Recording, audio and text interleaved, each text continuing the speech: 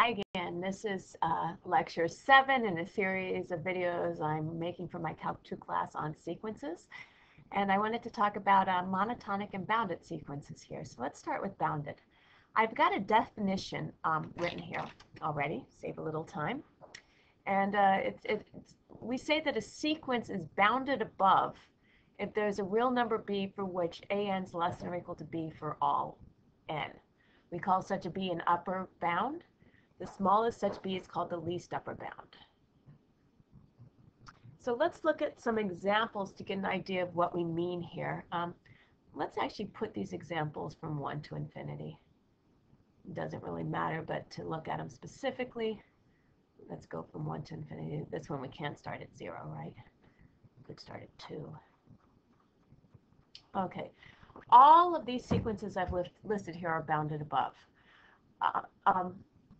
The first one, well, let's see if we can list them out first and get an idea of where they're going. So this first one is going to be 1/2, right?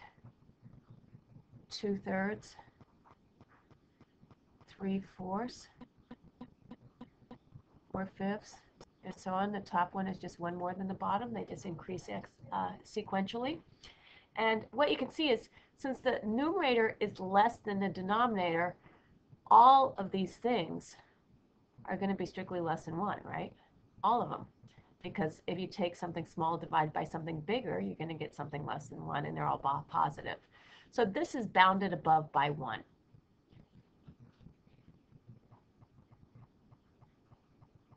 Bounded above by 1.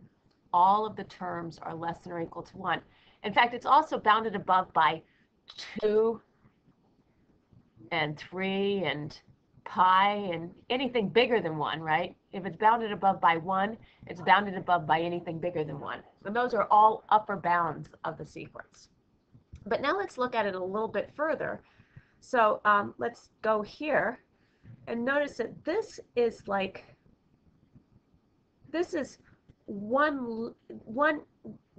1 over n plus 1 less than 1, right? So this is like 1 minus 1 over n plus 1. Now, 1 over n plus 1 is getting closer and closer to 0. So this thing is getting arbitrarily close to 1, no matter how far, no matter if I take something just a little bit less than 1, like just 0.001 less than 1, eventually this 1 over n plus 1 is going to be less than that. And so n over n plus 1 is going to be bigger than that. 1's going to be what we call a least upper bound. 1 is a least upper bound.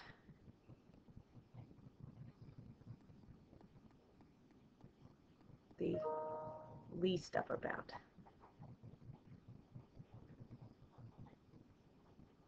So if I go out in the sequence, I've got 0, I've got 1. The sequence is going to lead me to 1/2, 2/3, 3/4, and so on down the road. If I take any number just a little bit less than 1, eventually every term in that sequence there's going to be at least one term that's past that. In fact, every term is going to be past that. So this is this one is the least upper bound. Okay, so now let's look at this other sequence here. The other one, well, let's list this. This is going to be 2 3/2, 4/3, 5/4, and so on. Now, is this bounded above by 1? No, in fact, all of these are bigger than 1, right? Because n plus 1 is bigger than n, so these are all going to be bigger than 1. But one thing we might notice is that they're getting closer and closer to 1, because again, this is another way of writing 1 plus 1 over n. So as n gets bigger and bigger and bigger, this 1 over n is getting smaller and smaller. So this is sort of going down towards 1. That means all of these terms, well, all of the terms in the sequences are in fact less than this first term, which is 2, right? So this is bounded above by 2.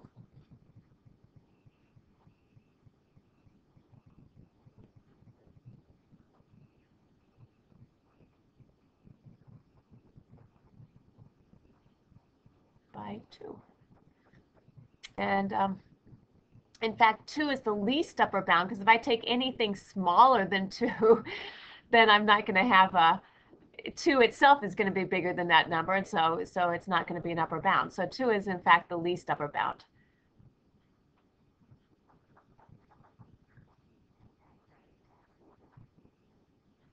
Okay, now let's look at this other one. And I'm going to plot this other one on a number line first, because that's the easiest way to think about it, I think. So we got 0 here, and if I list these, I'm going to start with -1, right? Let's do a different color here. I'm going to start with -1, that's my first term. Then I go to +1/2, that's my second term. And then I go to -1/3, and then I go to +1/4, and then -1/5, and then +1/6, and then -1/7, and +1/8. And you see I'm bouncing back and forth here, and I'm zeroing in here. Is this sequence bounded above? Yeah, it is. Everything in this sequence is less than or equal to 1/2, right? So -1 over n, and -1 to the n over 2 is always less than or equal to 1/2. In fact, 1/2 is not only an upper bound, it's a least upper bound. So this is least upper bound, because if I get smaller than 1/2, then that particular point's not less than that number, right? If I choose any b smaller than 1/2, then 1/2 itself is bigger than that b, and so it's not an upper bound. Okay, so we got the idea of what we mean by an upper bound. Once we have upper bound, we can actually define what it means to be bounded below. And in fact, that's a very similar situation, except for everything you'd expect. So there exists a b so that b is less than or equal to all of the an. And we call such a b not an upper bound, but a, yeah, you guessed it, lower bound. And it's not the least upper bound if it's the largest such b. It would be called the greatest lower bound.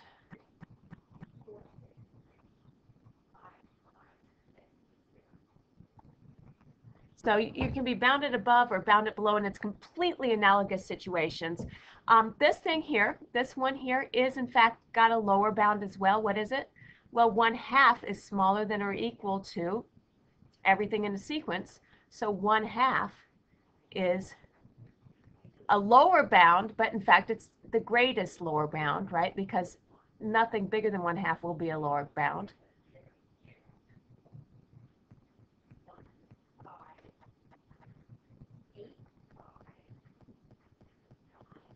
And what's happening here?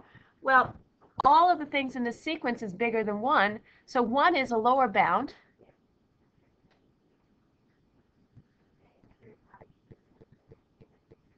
And in fact, you can see that if I take anything just a little bit bigger than 1, if I take n big enough, I'm going to be smaller than that. If b is just a little bit bigger than 1, then I can choose a big enough n that I'll get something in the sequence that's smaller than that. So in fact, it's the greatest lower bound.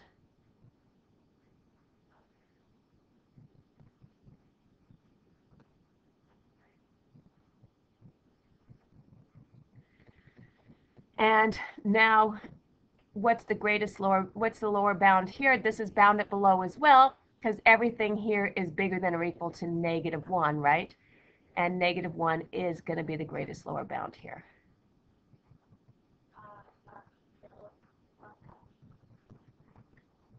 Okay, so we got a completely analogous situation with lower bounds as with upper bounds. You're just switching the idea. And all of these sequences I listed are both bounded above and bounded below. We say a sequence is bounded if it's both bounded above and bounded below. So def an, we just say bounded.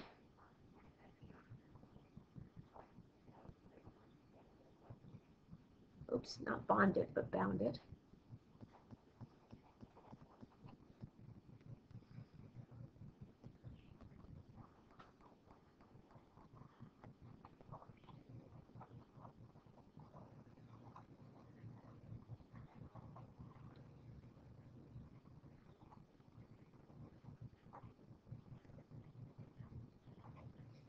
Okay, and